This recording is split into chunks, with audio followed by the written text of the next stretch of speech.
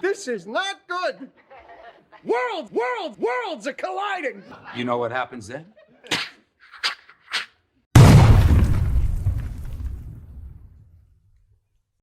Welcome to another incursion here at Secret Pods. It's your boy Dennis, aka Old Dirty Dennis. Okay, how I got these scars. All of us kind of have scars, right?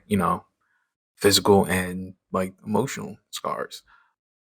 But it's the Christmas season, so I'm only speaking on physical only. And I guess even that sounds wild because physical scars can also be traumatic. But mine is meant to be more like comedic.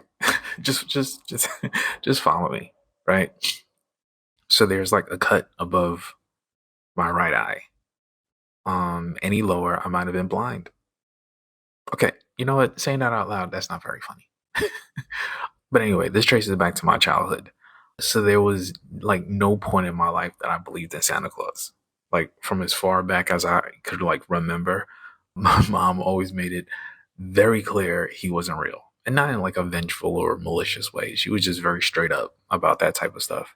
But it was like, in general, it was just very hard to believe like a fat white guy was leaving me gifts when I'd go to Toys R Us with my mom and pick out all the toys that I wanted.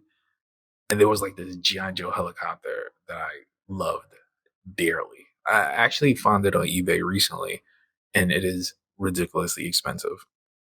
It's a 1992 Hasbro. I love clearly Hasbro has been had a hold on me since childhood.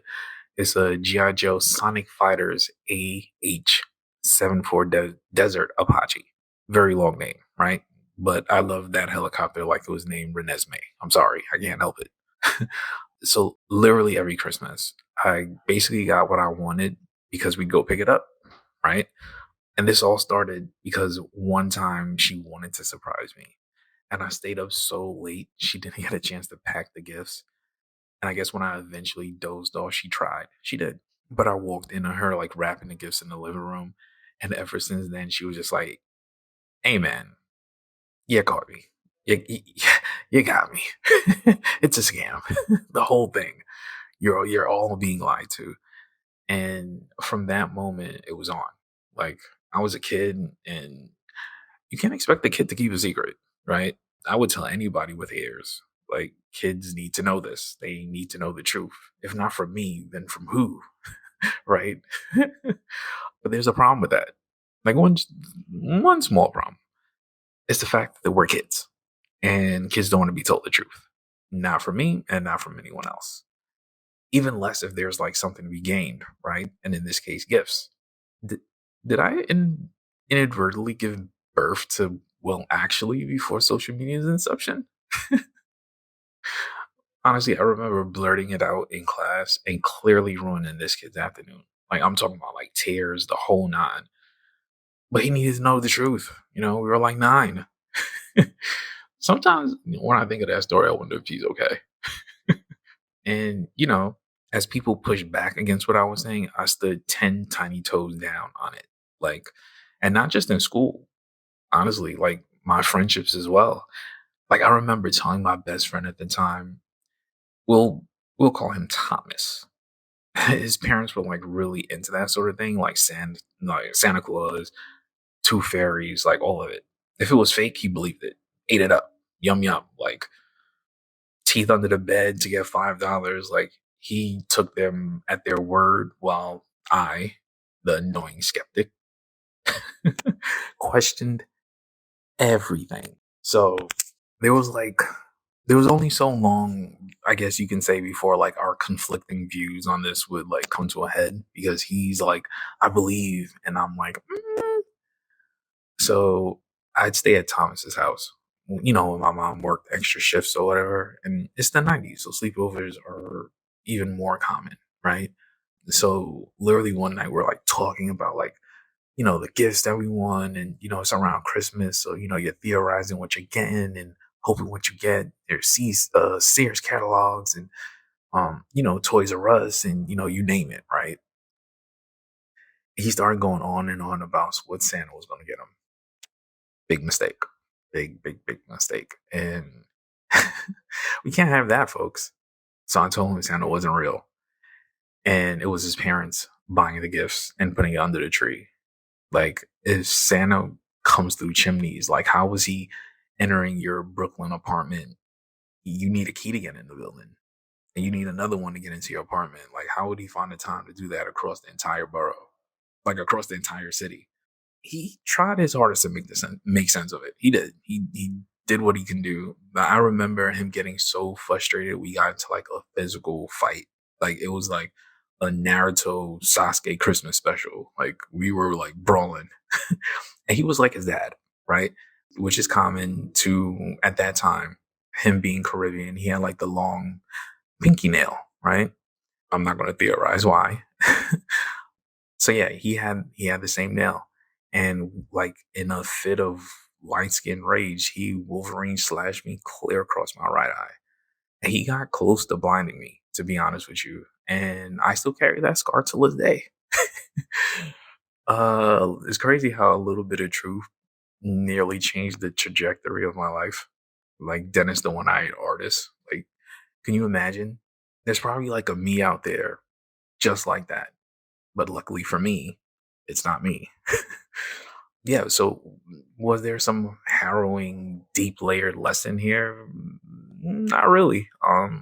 Sometimes people just don't want to hear the truth and are just way more comfortable with the lie or just aren't ready for it.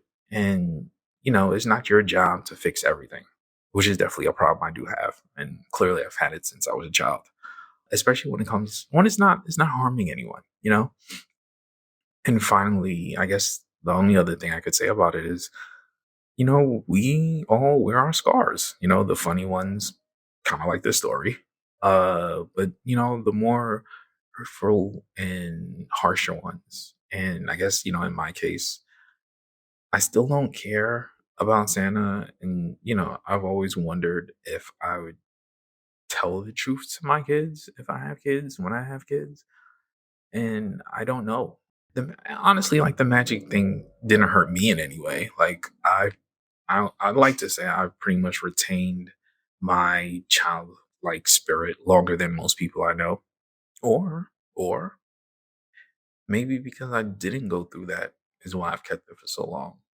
Hmm, I don't know. Who knows, right? It was just supposed to be a lighthearted sort of story, but now we're like psychoanalyzing it.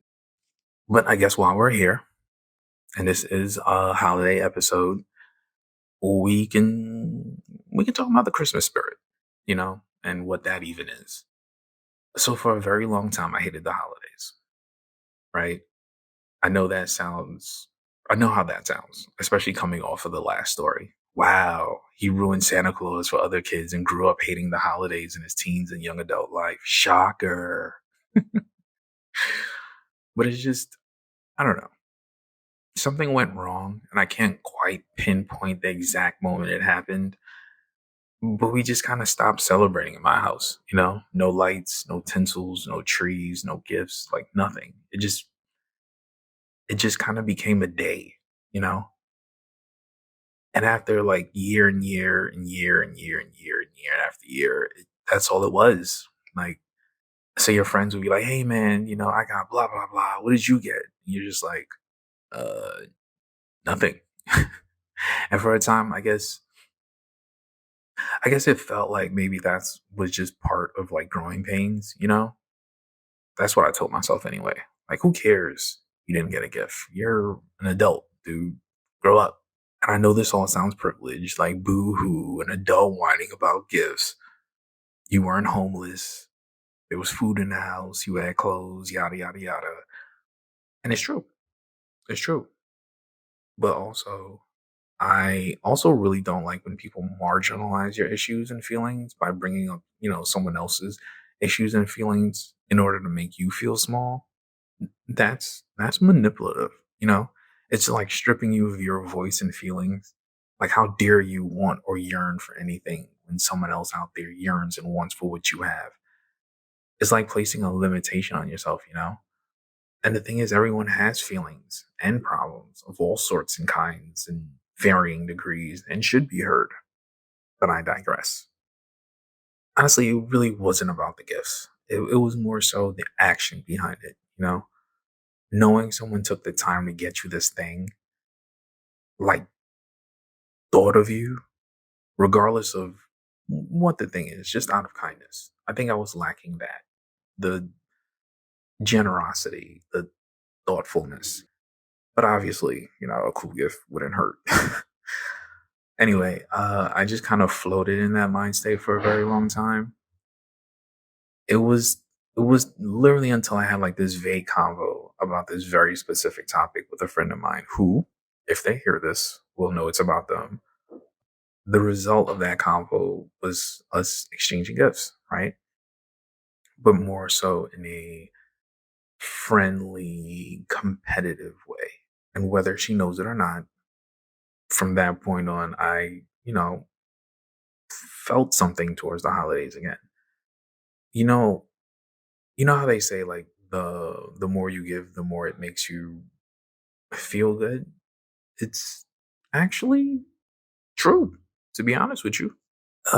Honestly, because it began like branching out into like all my other friendships, and we'd exchange gifts, and it kind of gave me a chance to acknowledge, like a person's specific characteristics and, just your personality and traits, but in the form of a gift, right? And that push gave others, the spark to like attempt to do the same with me. And I think that's really what I wanted or needed. The thoughtfulness of just hey, this thing makes me think of you, so I got this for you. And a result that kind of rejuvenated my love for the holidays. And I was actually, gifted like a small Mario tree, which I love and still use. Then I kind of bought my own like tabletop tree, which is crazy because that was the first tree I actually purchased in over like 10 years, right? Which is up now, by the way, as you hear this. And then around the pandemic, I had a movie. Well, I have a movie club. Shout out to the team. And, we exchanged gifts in there as well. And that was really dope feeling too. So now it's like, even if I don't get something, I do feel something from making others happy. And while I know this sounds very hallmarky, maybe that's all Christmas was about the whole time. And I just needed someone to like remind me of that with their actions towards me, which in turn allowed me to do the same for others as well. Okay. That might actually be a better ending than the love analysis. So if you're hearing this before Christmas, during or after, I want to wish you and yours a happy holidays because, clearly not everyone celebrates Christmas. So happy Festivus, happy Kwanzaa, happy Feast of Yule, happy Hanukkah, happy Boxing Day, whatever it means to you and brings joy and peace in your life and household, happy that. And on that note, to all, a good night. As always, if there's anything you want me to talk about, reach out. I'm on all social media sites as Old Dirty Dennis. That's OLDIRTYDENNIS. You can find my art and greeting cards on Etsy, artbyden.etsy.com. That's DENN. Till the next battle, stay worthy. Removes those teeth from under your pillow. No one's coming. She's not walking through that door. Tooth Fairy's not walking through that door. I'm sorry. We can scrap now. I'm older. Anyway, yo, it's your boy. Peace.